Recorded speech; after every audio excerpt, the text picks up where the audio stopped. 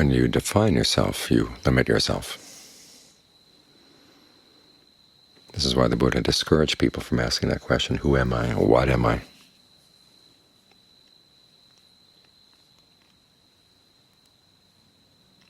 Because not only is the answer irrelevant to the practice, oftentimes it can get in the way of your actually being motivated to do the practice and understanding what you're doing. If you define yourself as ones and zeros, there's an awful lot that ones and zeros can't do. They can't know the deathless. They're bits of information. They're not anything that knows anything. If you define yourself as part of one larger oneness, well, can you make choices then? Is the oneness going to make the choices for you?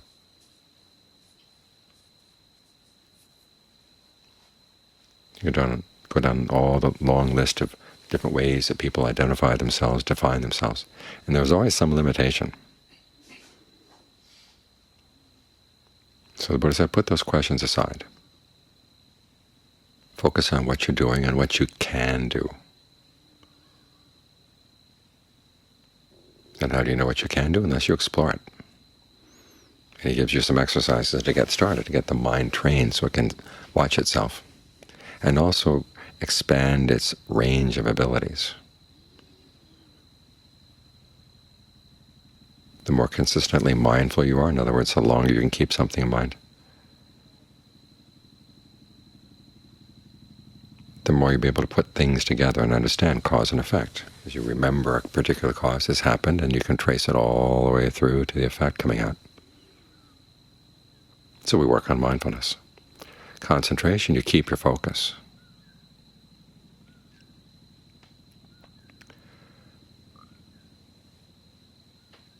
With concentration, you try to keep your focus going as long as possible. And again, it enables you to see things you didn't see before, and it gives strength to the mind. It gives a sense of well-being to the mind.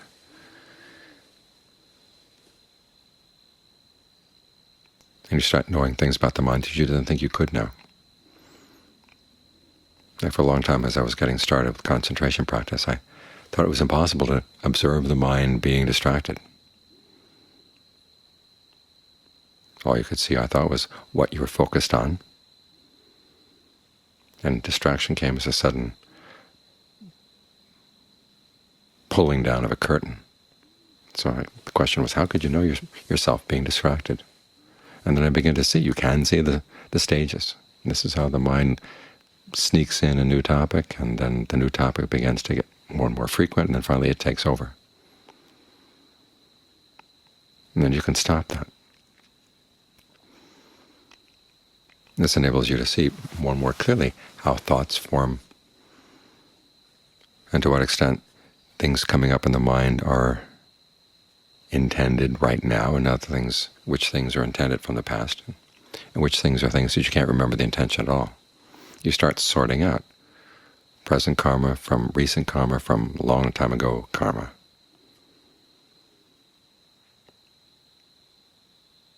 And again, the word karma means action. Even the word dharma has as one of its meanings, action. So we're focusing on actions. We're trying to expand our ability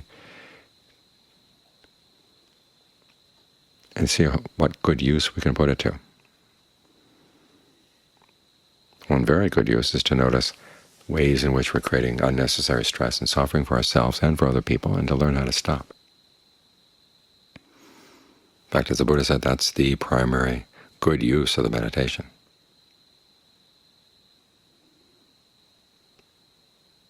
And so this is what we're here for, to understand what we're doing that's causing unnecessary suffering, how it can stop, and what happens as a result of learning how to stop. It opens up some really fascinating dimensions in the mind, dimensions that we tend to ignore because we're too concerned with our intentions right now, what we want right now, our desires, and all the stuff that just goes cluttering through the mind, all the issues we dig up around who knows what. This is why, as part of the meditation instructions, the Buddha said you put aside greed and distress with reference to the world. In other words, what you want out of the world and what you're unhappy about not getting out of the world, you learn to put that aside. The issue is not the world. The issue is what your mind is doing right now. We're not saying the world is good, the world is bad. It's not the issue.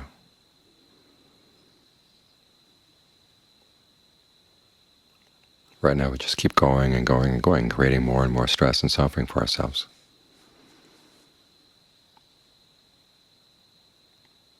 Because we're out there craving this and that and the other thing out of the world. So we get some training in how to put it aside, learn how to change your ranking of values, and see the training of the mind and learning about the ability of the mind and the abilities of the mind that can be developed. See if you can make that your primary interest. Give that priority. And issues that get in the way of that, you can learn how to put aside. Now, as we do live in the world, we have our responsibilities, and there are times we have to pick up those responsibilities. But again, we have to develop a sense of which are our responsibilities and which are not. The Buddha said that's a sign of a wise person, knowing what you're responsible for and what you're not responsible for, taking up your responsibilities and leaving behind the things that you're not responsible for. And unfortunately, there's no clear-cut algorithm that you can apply. But you do have this ability to make your mind more and more sensitive to the meditation, through the meditation, and learn how to apply that sensitivity to events in the world. Remembering the Buddha's perspective on this, which is that we've been going through this many, many, many times. As he said, you go through the world and it'd be really hard to find somebody who hadn't been your mother at some point, hadn't been your child at some point, hadn't been your brother or sister, hadn't been your father. We've been doing this for such a long time that all the roles get all mixed up.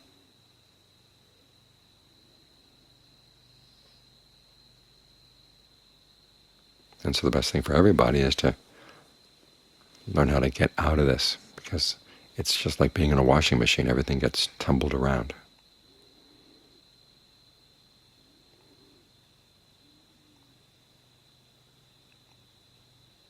But the big difference in the washing machine actually accomplishes something. It cleans things. Well, this just keeps stirring things around and around and around. Nothing really goes anywhere. There are good things, but then there are bad things, and there are more good things, and more bad things. And one of the motivations for training the mind is to see, well, how much good can you do consistently? And you find that true good finally leads you out of the cycle entirely.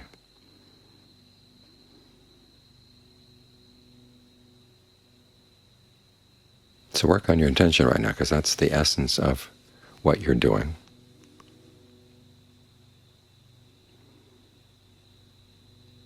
And see how skillful you can make those intentions. As the Buddha said, you do this by, on the one hand, not doing anything that you would anticipate would cause harm, and then two, actually watching the actions you think will be harmless to see if they cause any problem, either immediately or after they're done. That's how you train your discernment.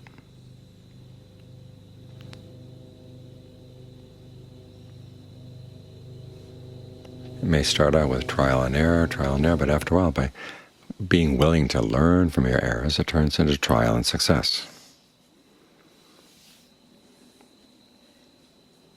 As you get more and more sensitive to what you're doing, what your intentions are, and as you work on trying to be as skillful as possible, you expand your range. That's the important thing about the practice, is that it expands the range of what you can do, to the point where you don't really care about defining yourself of what you are, because what you've found through what you do is so much more valuable.